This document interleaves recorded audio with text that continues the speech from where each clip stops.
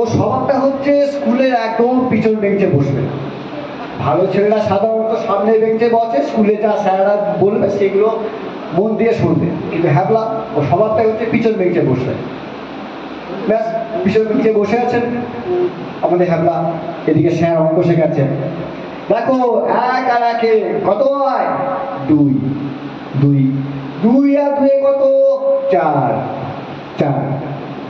এইভাবে মোটামুটি একটা 1 থেকে 10 অব্দি অঙ্কটা শেখাচ্ছে।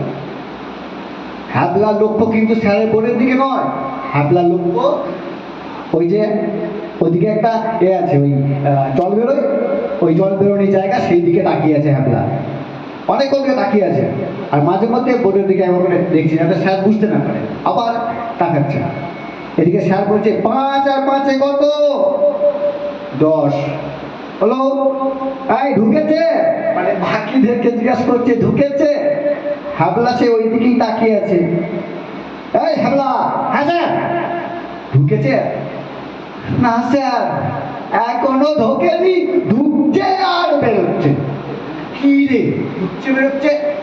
স্যার একটা ইঁদুর ঢুকছে আর বেরোচ্ছে, ঢুকছে আর বেরোচ্ছে। জোরে হাততালি হয়ে যাক।